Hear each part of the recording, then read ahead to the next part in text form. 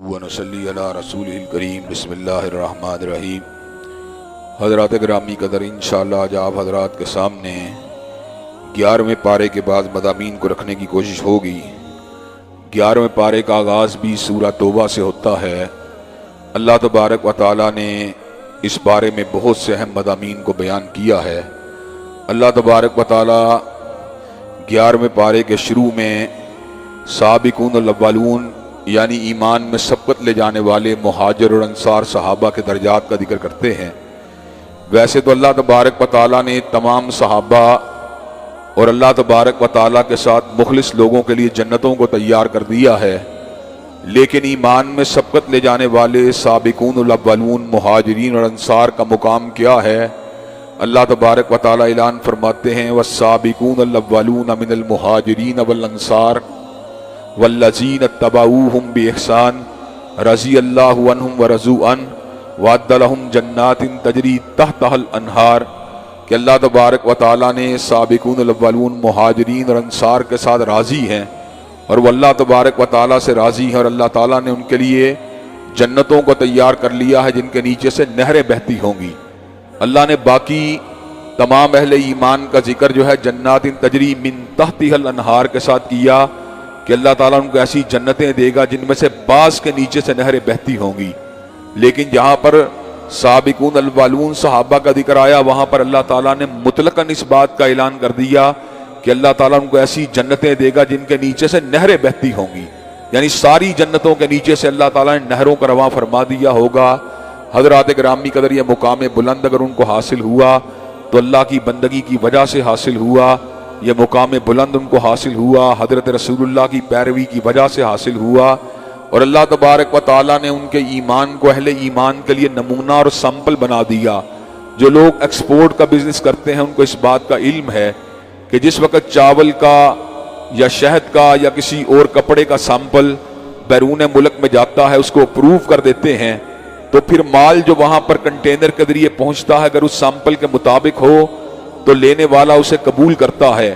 اور اگر وہ سیمپل کے مطابق نہ ہو تو اس کو ریجیکٹ کر دیا جاتا ہے۔ چنانچہ اللہ تبارک و تعالیٰ نے اس امر کا اعلان فرما دیا فَإِنْ آمَنُوا بِمِثْلِ مَا آمَنْتُمْ بِهِ فَقَدِ اهْتَدَوْا، اگر تمہارا ایمان صحابہ کے ایمان جیسا ہوگا تو تم ہدایت کے اوپر ہو، اور اگر تمہارا ایمان ویسا نہ ہوا تو پھر تم بدبخت ہو اور بدنصیب ہو۔ یعنی صحابہ کے ایمان کو اللہ تبارک و تعالیٰ نے ہمارے لیے معیار ایمان بنا دیا۔ نقطے کی بات کیا ہے کہ اللہ تبارک و تعالیٰ نے فقط قرآن مجید میں ہمارے سامنے ایک رہنما کا ذکر نہیں کیا، ایک نبی کا ذکر نہیں کیا، ایک رسول کا ذکر نہیں کیا، ایک قائد اور لیڈر کا ذکر نہیں کیا، بلکہ اللہ تبارک و تعالیٰ نے ہمارے سامنے پیروکاروں کی بھی ایک جماعت کو رکھ دیا کہ لیڈر ہو تو رسول اللہ جیسا ہونا چاہیے، نبی ہو تو رسول اللہ جیسا ہونا چاہیے، کائنات کے رب کا حبیب ہو تو حضرت رسول اللہ جیسا ہونا چاہیے، اسوہ اگر نمونہ ہونا چاہیے تو حضرت رسول اللہ کا ہونا چاہیے، اور پیروی کا انداز اگر ہونا چاہیے تو صحابہ جیسا ہونا چاہیے۔ چنانچہ روایات میں یہ الفاظ موجود ہیں جو اپنے معنوی حیثیت سے بالکل ثابت ہیں کہ وہ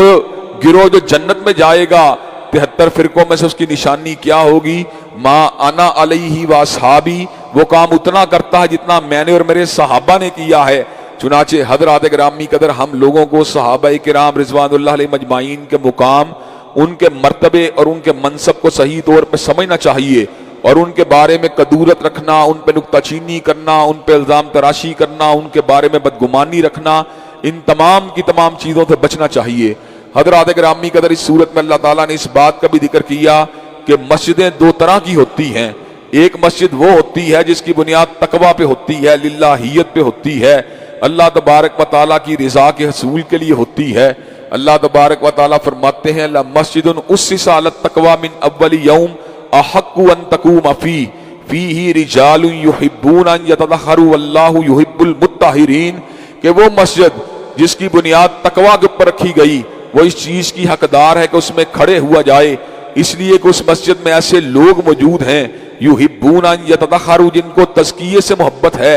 طہارت سے محبت ہے، پاکیزگی سے محبت ہے۔ اور اللہ تبارک و تعالیٰ کیا کہتے ہیں واللہ یحب المطہرین، اور اللہ تبارک و تعالیٰ کو پاکیزگی اختیار کرنے والوں سے محبت ہے۔ اور حضرات گرامی قدر، دوسری مسجد وہ ہوتی ہے جس کا مقصد جو ہوتا ہے مسلمانوں میں تفرقے کو پیدا کرنا، لوگوں میں دراڑوں کو پیدا کرنا، ان کو اللہ کے دین سے بھٹکانا، ایسی مسجد مسجد زرار ہے اور ایسی مسجد کے اندر کھڑے نہیں ہونا چاہیے۔ حضرات گرامی قدر منافقوں نے مسجد زرار کو تعمیر کیا اور حضرات صحابہ کرام نے مسجد قباء اور مسجد نبوی شریف کو تعمیر کیا، اور اللہ تبارک و تعالیٰ نے اس بات کی طرف ہماری رہنمائی کو فرما دیا کہ ہمیں بھی ایسی مسجدوں میں جانا چاہیے جن کی بنیاد تقویٰ پہ ہو، جن کی بنیاد اللہیت پہ ہو، جن کی بنیاد اللہ تبارک و تعالیٰ کی رضا پہ ہو۔ حضرات گرامی قدر اس صورت میں اللہ تبارک و تعالیٰ نے جہاد کی ایک دائمی حیثیت کا اور ایک افاقی حیثیت کا بھی ذکر فرما دیا۔ جہاد کا حکم فقط کلام اللہ میں نہیں آیا، بلکہ اللہ تبارک و تعالیٰ اس امر کا اعلان فرماتے ہیں ان اللہ اشتری من المؤمنین انفسهم واموالهم بان لهم الجنہ یقاتلون فی سبیل اللہ فیقتلون ویقتلون وعدا علیہ حقا فی التوراۃ والانجیل والقرآن ومن اوفی بعہدہ من اللہ فاستبشروا ببیعکم الذی بایعتم بہ۔ اللہ تبارک و تعالیٰ فرماتے ہیں بے شک اللہ تعالیٰ نے مومنوں کی جانوں کے بدلے اور ان کے مالوں کے بدلے ان سے ٹریڈ کی ہے۔ کس چیز کی ٹریڈ؟ جنت کی ٹریڈ کی ہے۔ وہ اللہ تبارک و تعالیٰ کے راستے میں لڑتے ہیں اور اللہ کے مخالفوں کو بھی قتل کرتے ہیں اور خود بھی جام شہادت کو نوش کرتے ہیں۔ اللہ تبارک و تعالیٰ فرماتے ہیں وعدن علیہ حقا فی التوراۃ والانجیل والقرآن، یہ اللہ کا سچا وعدہ ہے جس کو اللہ تبارک و تعالیٰ نے توریت میں بھی نازل فرما دیا، انجیل میں بھی نازل فرما دیا اور حضرات گرامی قدر قرآن مجید میں بھی نازل فرما دیا۔ ومن اوفی بعہدہ من اللہ،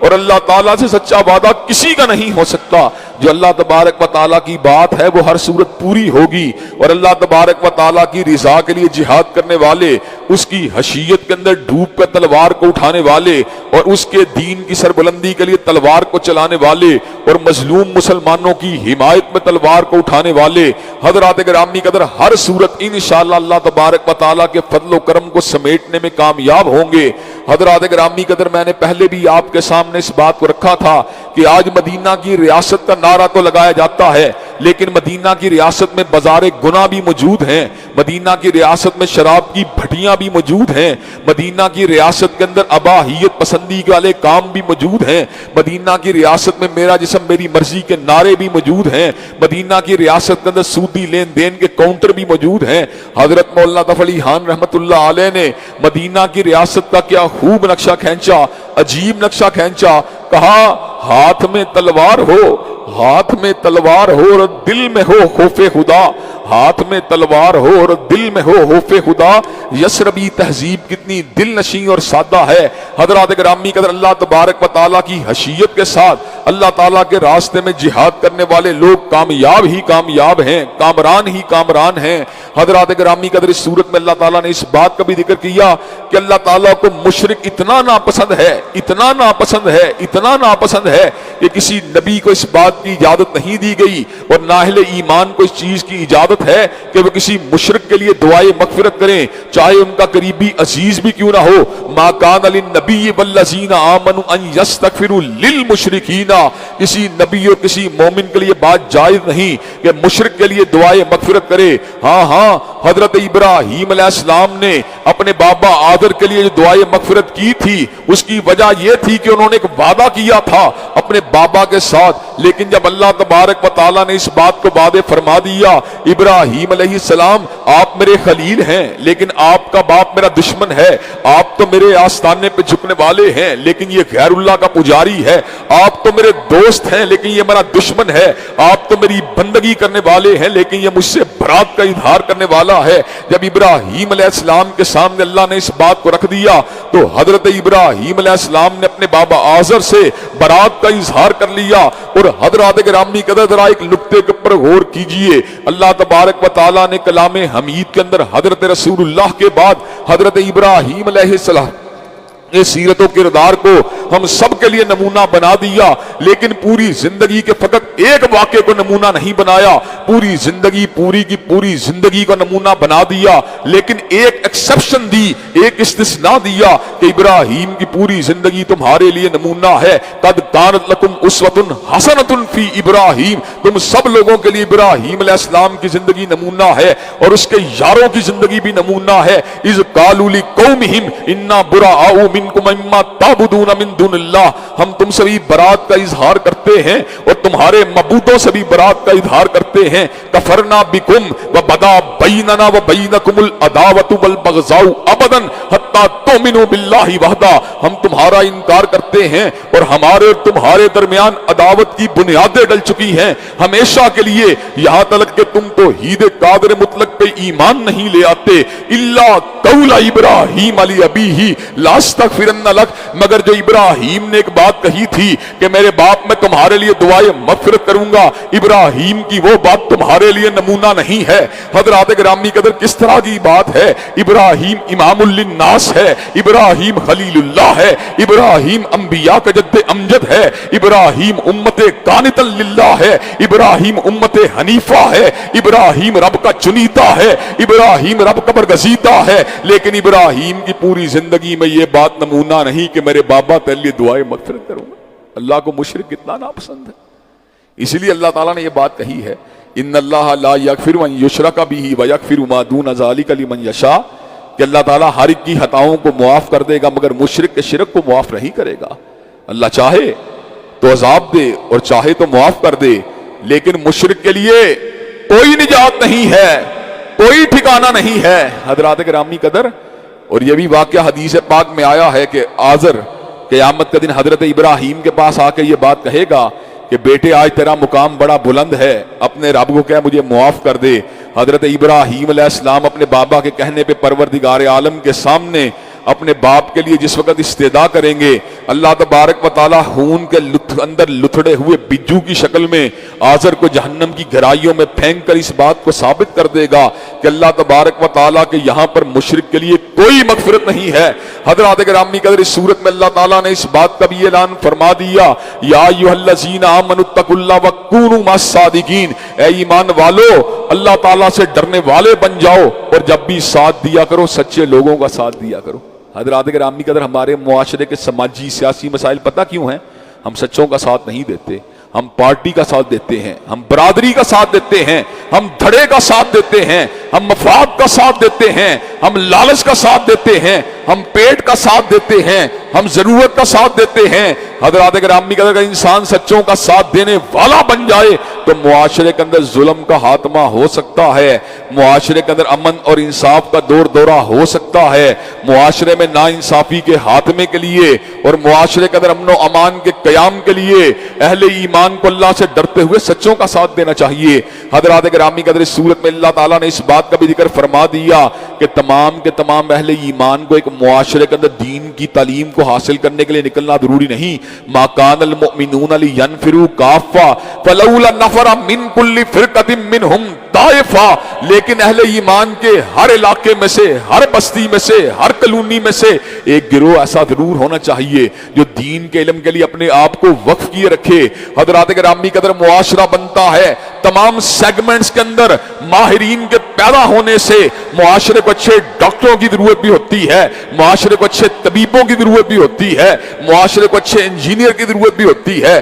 معاشرے کو اچھے کسانوں کی ضرورت بھی ہوتی ہے، معاشرے کو اچھے تجار کی ضرورت بھی ہوتی ہے، معاشرے کو اچھے معمار کی ضرورت بھی ہوتی ہے، معاشرے کو اچھے ٹھیکیدار کی ضرورت بھی ہوتی ہے، معاشرے کو اچھے جج کی ضرورت بھی ہوتی ہے، لیکن معاشرے کو اچھے علماء کی ضرورت بھی ہوتی ہے۔ چنانچہ تمام مومن اگر باہر نہیں نکلتے تو اہل ایمان کے ہر طبقے میں سے بعض لوگ ایسے ہونے چاہیے جو دین اسلام کے علم کے لیے اپنے آپ کو وقف کریں، تاکہ جب وہ علم دین کو حاصل کر کے آئیں، اپنی قوم کی طرف پلٹیں تو ان کو وہ بات بتا سکیں جو کتاب اللہ کی بات ہے، جو سنت رسول اللہ کی بات ہے۔ اور حضرات گرامی قدر، یہاں پر میں یہ بات بھی واضح کر دینا چاہتا ہوں، علوم سارے ہی ضروری ہیں، فنون سارے ہی ضروری ہیں، لیکن جو علم دین کی بات ہے، رب کعبہ کی قسم وہ کسی بھی علم کی بات نہیں ہے۔ حضرات گرامی قدر آج لوگ اس قدر زیادتی کرتے ہیں. پرائورٹی کیا ہے؟ اس بچے کو دین کا علم دلوانا ہے جو ذہنی طور پہ معذور ہے, اس بچے کو دین کا علم دلوانا ہے جو جسمانی طور پہ عیب والا ہے, جو ماہر ہے اس کو انجینئر بنایا جائے گا, جو ذہین ہے اس کو میتھمیٹیشین بنایا جائے گا, جو ذہین ہے اس کو ڈاکٹر بنایا جائے گا. حضرات گرامی قدر جس وقت ذہین طلبہ کو آپ دین حنیف کی تعلیم کے لیے وقف کریں گے, پھر کبھی امام بخاری پیدا ہوگا, پھر کبھی امام مسلم پیدا ہوگا, پھر کبھی ابن تیمیہ پیدا ہوگا, پھر کبھی حافظ ابن قیم پیدا ہوگا, پھر کبھی حافظ ابن کثیر پیدا ہوگا, پھر کبھی شاہ ولی اللہ پیدا ہوگا, پھر کبھی سید اسماعیل شہید پیدا ہوگا, پھر کبھی ثناء اللہ پیدا ہوگا, پھر کبھی علامہ ظہیر پیدا ہوگا, پھر کبھی حبیب الرحمان پیدا ہوگا, پھر کبھی احمد دیدات پیدا ہوگا, پھر کبھی ڈاکٹر ذاکر نائک پیدا ہوگا. حضرات گرامی قدر معاشرے کو جس طرح اچھے سائنسدانوں کی ضرورت ہے اسی طرح معاشرے کو اچھے علماء کی بھی ضرورت ہے. اور حضرات گرامی قدر یہ ہماری ذمہ داری ہے کہ ہم اپنی اولادوں میں سے جو ٹیلنٹڈ لوگ ہیں ان کو علم دین کے لیے وقف کر دیں. حضرات گرامی قدر بہترین انسان کون ہے؟ خیرکم من تعلم القرآن وعلمہ. بہترین آدمی وہ ہے جو قرآن کی تعلیم کو حاصل کرنے والا ہو اور قرآن کا علم دلوانے والا ہو. چنانچہ حضرات گرامی قدر میں آپ کے سامنے آج یہ بات کو اپنے دل کے دکھ کو رکھنا چاہتا ہوں. آج عیسائی مشنری نے اپنے معاملات کو آگے بڑھانے کے لیے اپنے نوجوانوں کو بائبل کی ڈیلیوری کے لیے انگیج کیا, بائبل کی ترسیل کے لیے انگیج کیا, بائبل کی تعلیم کے لیے انگیج کیا. حضرات گرامی قدر آج مسلمان نوجوانوں کو, آج مسلمان گھرانوں کو اپنے بچوں کو علم دین کے لیے وقف کرنے کا ارادہ کرنا چاہیے. کم از کم ایک بیٹے کو علم دین کے لیے وقف کریں. میں آپ کو یہ بات یقین سے کہتا ہوں انشاءاللہ آپ کا بیٹا بھوکا نہیں مرے گا, انشاءاللہ آپ کا بیٹا ذلت کی زندگی نہیں گزارے گا, انشاءاللہ آپ کا بیٹا مسکینی کی زندگی نہیں گزارے گا, بلکہ وہ اوپر بیٹھے گا, لوگ نیچے بیٹھیں گے, بلکہ لوگ اس کی عزت کریں گے, لوگ اس کو پیار کریں گے. حضرات گرامی قدر آپ کو ایک واقعہ صرف ترغیب کے لیے, کوئی فخر نہیں, کوئی غرور نہیں, کوئی اس کے اندر خود پسندی نہیں, کوئی اس کے اندر اپنے آپ کو بڑھا کے پیش کرنے والی بات نہیں. اللہ تعالیٰ نے مجھے بہت سے علوم کو, عصری علوم کو پڑھنے کا موقع دیا. الحمدللہ میں نے 12 سے زیادہ ڈگریوں کو حاصل کیا, جس میں انجینئرنگ کی ڈگری بھی شامل ہے, سافٹ ویئر انجینئرنگ کی ماسٹر ڈگری بھی شامل ہے.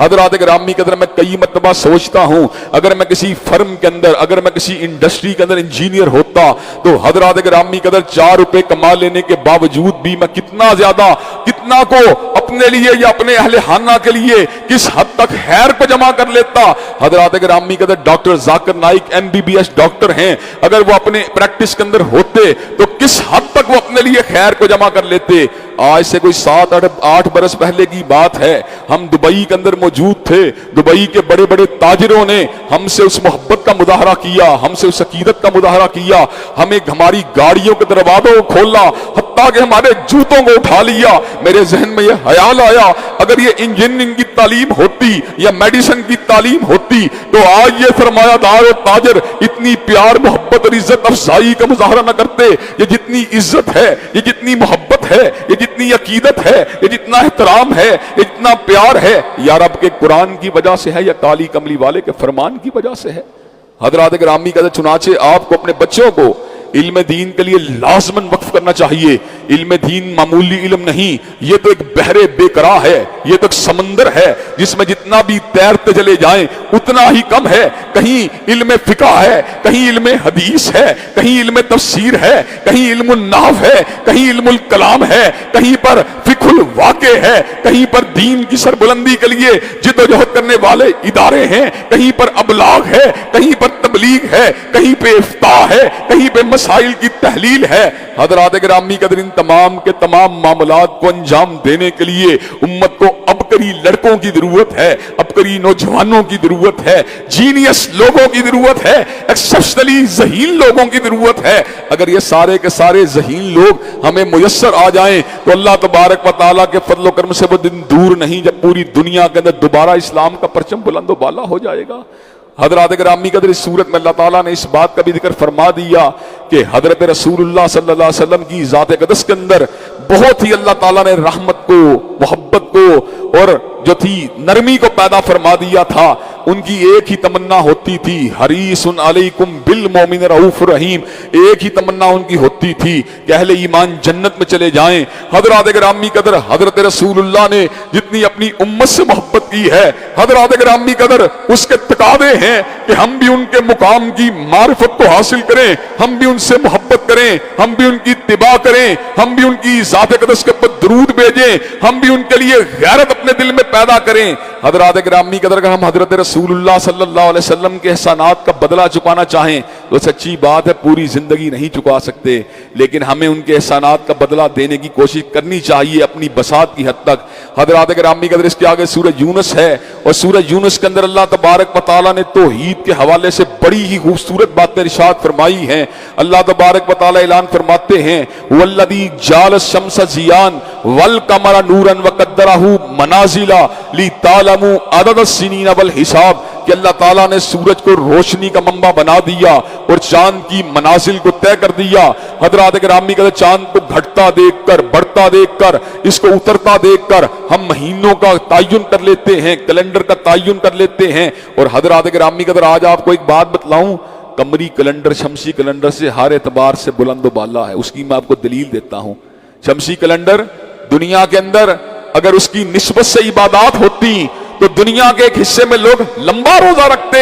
اور ایک حصے کے اندر لوگ جو ہیں چھوٹا روزہ رکھتے۔ ایک حصے میں جناب لوگوں کے لیے روزہ ٹھنڈا ہوتا اور ایک حصے میں لوگوں کے لیے روزہ گرم ہوتا۔ اب کیا ہے؟ اب قمری کیلنڈر کے اندر روزہ کبھی گرمیوں میں ایک علاقے میں آتا ہے، کبھی دوسرے علاقے میں آتا ہے، کبھی سردیوں میں ایک علاقے میں آتا ہے، کبھی دوسرے علاقے میں آتا ہے، کبھی چھوٹا روزہ ایک علاقے میں آتا ہے، کبھی چھوٹا روزہ دوسرے علاقے میں آتا ہے۔ یہ مساوات آج اگر کائنات کے اندر موجود ہے تو قمری کیلنڈر کی وجہ سے موجود ہے۔ رب کا ہر حکم جو ہوتا ہے اس میں حکمت ہوتی ہے۔ یہی حال حج کا بھی ہے۔ اگر وہ شمسی کیلنڈر میں ہوتا تو یا تو ہمیشہ سردیوں میں ہوتا یا ہمیشہ گرمیوں میں ہوتا۔ حضرات گرامی کا ذرا اتفاق کی بات ہے، کبھی آپ کو سردی میں حج کا موقع ملے گا، کبھی گرمی میں ملے گا، کبھی بہار میں ملے گا، کبھی خزاں میں ملے گا۔ اللہ تعالیٰ نے عبادات کو سارے موسموں میں گھمایا، اس لیے کہ موسموں کے تغیر قمری کیلنڈر کے اندر موجود ہیں، جبکہ شمسی کیلنڈر کے اندر اس طرح کا کوئی بھی تغیر موجود نہیں ہے۔ حضرات گرامی قدر، اس صورت میں اللہ تعالیٰ نے اس بات کا بھی ذکر کیا کہ کافر حضرت رسول اللہ صلی اللہ علیہ وسلم سے قرآن کو سنتے، قرآن کی جب دعوت کو سنتے، اس میں توحید کی بات کو سنتے، اس میں اصولی بات کو سنتے تو کہتے کہ قرآن کو تھوڑا سا بدل دو۔ قال الذین لا یرجون لقاءنا آتی بقرآن غیر ھذا ابدلہ، حضرت رسول اللہ کہتے تھوڑا سا قرآن بدل دیجئے یا اس کی جگہ کوئی اور ڈاکومنٹ لے آئیے۔ اللہ نے کمال بات کہی، کہا فرما دیجئے ما یکون لی ان ابدلہ من تلقاء نفسی، کہ میں اپنی طرف سے قرآن کو بدل دوں؟ قرآن کو بدلنا میرے اختیار میں نہیں۔ ان اتبع الا ما یوحی الی، میں تو اس وحی کا پابند ہوں جو میرے پر آتی ہے۔ انی اخاف ان عصیت ربی عذاب یوم عظیم، میں تو خود پروردگار عالم سے ڈرنے والا ہوں۔ ما یکون لی ان ابدلہ من تلقاء نفسی، جو کچھ بھی آیا ہے میرے من سے تو نہیں آیا، جو کچھ بھی آیا ہے پروردگار عالم کی طرف سے آیا ہے۔ حضرات گرامی کا صورت میں اللہ تعالیٰ نے اس بات کا بھی ذکر فرما دیا کہ اللہ تعالیٰ نے ہمارے لیے قرآن بھیجا ہے، کمال بھیجا ہے، اس میں وہ تاثیر موجود ہے جس کا ہم تصور بھی نہیں کر سکتے۔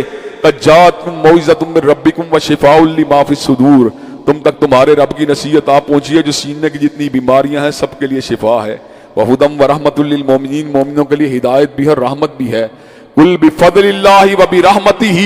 فبذلک فلیفرحوا ھو خیر مما یجمعون، آپ اعلان کر دیجئے اللہ کے فضل سے، قل بفضل اللہ وبرحمتہ فبذلک فلیفرحوا، خوشیاں اگر حاصل ہوں گی تو اسی سے حاصل ہوں گی، اور دنیا میں جو کچھ تم کماتے ہو اس ساری کمائی سے اگر کوئی چیز بہتر ہے تو کلام اللہ بہتر ہے۔ حضرات گرامی قدر، سینے کی روحانی بیماریاں، کینہ، کدورت، حسد، اسی طرح ریاکاری، اسی طرح شہوت، سب کا علاج قرآن میں ہے، اور اللہ تعالیٰ کے فضل و کرم سے میں یہ بات کہنے میں حق بجانب ہوں۔ اسی طرح جو انسانوں کی حسی اور جسمانی بیماریاں ہیں، سکیمیا ہو، انجائنا ہو، ہارٹ کے اندر شریانوں اور بریدوں کا تنگ ہونا ہو، اللہ تبارک و تعالیٰ کے فضل و کرم سے ان جملہ بیماریوں کے لیے بھی اللہ نے کلام اللہ کو شفا بنا دیا ہے۔ حضرات گرامی کا صورت میں اللہ تعالیٰ نے اس بات کا بھی ذکر کیا جو اللہ تعالیٰ کے ولی ہوتے ہیں ان کی پتہ کیا پہچان ہے؟ الا ان اولیاء اللہ لا خوف علیہم ولا هم یحزنون، الذین آمنوا وکانوا یتقون، جو اللہ تعالیٰ کے ولی ہوتے ہیں، خوف سے بھی پاک ہوتے ہیں، غم سے بھی پاک ہوتے ہیں، ان میں کیا صفتیں ہوتی ہیں؟ وہ ایمان والے ہوتے ہیں، تقوی والے ہوتے ہیں، تہجد گزار ہوتے ہیں، شب زندہ دار ہوتے ہیں، نظروں کو جھکانے والے ہوتے ہیں، تن کو ڈھانکنے والے ہوتے ہیں۔ آج کا ولی اللہ جس کو لوگ ولی اللہ بنا رہے ہیں، حضرات گرامی کا، وہ عورتوں میں بیٹھنے والا بھی کوئی ولی اللہ ہو سکتا ہے، عورتوں کے ساتھ تصویروں کو بنوانے والا بھی ولی اللہ ہو سکتا ہے، عورتوں کے جسم کے ساتھ اپنے جسم کو ملانے والا بھی ولی اللہ ہو سکتا ہے، داڑھی کو منڈوانے والا بھی ولی اللہ ہو سکتا ہے، نمازوں کو ضائع کرنے والا بھی ولی اللہ ہو سکتا ہے، بھنگ کو کوٹنے والا بھی ولی اللہ ہو سکتا ہے۔ حضرات گرامی قدر، بعض لوگوں نے اس ولایت کی پہچان فقط اتنی ہے کہ اس کے پاس کرامت ہونی چاہیے، اور میں نے یہ بات حضرت مریم کے واقعے کے اندر یہ بیان کی تھی، کرامت اصل ولایت نہیں ہے، کرامت ولی اللہ سے ظاہر ہو سکتی ہے اگر اللہ چاہے، اور اگر پوری زندگی کرامت ظاہر نہ بھی ہو لیکن بندہ پرہیزگار ہو، بندہ مومن ہو، پھر بھی ولی اللہ ہے، اور اس سے حرکے عادت چیزیں ظاہر ہوں، حرکے عادت چیزیں ظاہر ہوں، اور وہ بدکماش ہو اور بد پرہیز ہو اور دین سے دور ہو، نمازوں سے دور ہو، اس میں دجل تو ہو سکتا ہے لیکن ولایت نہیں ہو سکتی۔ حضرات گرامی قدر، دجال کے بارے میں آتا ہے زمین کے خزانوں کو حرکت دے گا، بارش کرنے کا حکم دے گا، مردوں کو زندہ کرنے والی بات کرے گا، اس میں استدراج تو ہوگا، حرکت عادت تو ہوگی لیکن ولایت نہیں ہوگی۔ ولایت کی پہچان کرامت نہیں ہے، کرامت ولی اللہ سے صادر ہو سکتی ہے لیکن کرامت اصل ولایت نہیں ہے، اصل ولایت ایمان و تقوی ہے۔ حضرات گرامی قدر، اس سورت میں اللہ تبارک و تعالیٰ نے قوم یونس کا بھی ذکر کیا کہ یونس علیہ السلام کی قوم ان اقوام میں شامل ہے کہ اللہ تعالیٰ کا عذاب قوم نوح پہ آیا، قوم عاد پہ آیا، قوم ہود پہ آیا، قوم سمود پہ آیا، قوم مدین پہ آیا، قوم سدوم پہ آیا، لیکن قوم یونس کے لوگوں نے جب اجتماعی اللہ سے توبہ کی تو اللہ تعالیٰ نے اپنے آئے ہوئے عذابوں کو ٹال دیا۔ اور حضرات گرامی کا اس سورت کا ایک آخری اور اہم مضمون وہ جو فرعون کے خاتمے والی اس کے اندر باتیں ہیں کہ فرعون کو جب اللہ نے ختم کیا اور مختلف نشانیاں کرنے کے بعد، دکھانے کے بعد ختم کیا، عصائے موسیٰ کو دکھایا، جد بیضا کو دکھایا، پھلوں کے نقصانات کو دکھایا، قحط کو دکھایا، طوفان کو دکھایا، ٹڈی دلوں کو دکھایا، جوؤں کو دکھایا، مینڈکوں کو دکھایا، خون کو دکھایا، جب وہ مسلسل بغاوت پہ تلا رہا، پھر اسے غوطہ دیا سمندر کے اندر، تو ساتھ ہی چیخ کے یہ بات کہنے لگا، آمنت انہ لا الہ الا الذی آمنت بہ بنو اسرائیل وانا من المسلمین، میں اس رب کے اوپر ایمان لے کے آیا جس میں بنی اسرائیل کا ایمان ہے اور میں بھی مسلمان ہوں۔ اللہ نے کہا اب تیرا ایمان قبول نہیں ہے۔ اب خرخرے کی ہرخراہٹ کے بعد اور نزا کی گھڑیوں کے بعد اور چلتے ہوئے پانی کے تیرے وجود میں داخل ہو جانے کے بعد توبہ کے دروازے بند ہو چکے ہیں۔ فَالْيَوْمَ نُنَجِّيكَ بِبَدَنِكَ لِتَكُونَ لِمَنْ خَلْفَكَ آیَةً وَإِنَّ كَثِيرًا مِّنَ النَّاسِ عَنْ آیَاتِنَا لَغَافِلُونَ۔ اللہ نے کہا اور تو اپنے آپ کو اللہ کہتا تھا، تو اپنے آپ کو الہ کہتا تھا، وَمَنْ يَقُلْ مِنْهُمْ إِلَٰهٌ مِّن دُونِهِ فَذَلِكَ نَجْزِيهِ جَهَنَّمَ وَكَذَلِكَ نَجْزِي الظَّالِمِينَ، جو میرے علاوہ الوہیت کا دعویٰ کرے گا وہ جہنمی ہے، اور تیری حیثیت اور تیری اوقات کیا ہے، میں تیرے وجود کو زمین پہ دفن بھی نہیں ہونے دوں گا۔ لوگ تیرے مردہ لاشے کو میوزیم میں دیکھ کر، عجائب گھروں میں دیکھ کر، میوزیمز کے اندر پڑا دیکھ کر تیری لاش کو اس بات کو دیکھ کے کہا کریں گے کیا یہ وہی شخص ہے جو اپنے آپ کو الہ کہا کرتا تھا، آج مردہ پڑا ہے۔ اور اللہ کون ہے؟ ہوا حی لا یموت، اس کو موت آنا تو بڑی دور کی بات ہے، اس کو نیند بھی نہیں آتی، اور نیند آنا تو بڑی دور کی بات ہے، اس کو اونگ بھی نہیں آتی۔ اس نے 6 دن میں آسمان و زمین کو بنا دیا، کہکشاؤں کو بنا دیا، سمندروں کو بنا دیا، جنگلات کو بنا دیا، رنگ و نور کے سیلاب کو بنا دیا، پھر اس امر کا اعلان فرما دیا، وما مسنا من لغوب، مجھے تھکاوٹ کا احساس تک بھی نہیں ہوا۔ اللہ تبارک و تعالی ہم سب کو قرآن مجید کو سمجھنے اور اس پہ عمل پیرا ہونے کی توفیق دے۔ وآخر دعوانا الحمدللہ رب العالمین۔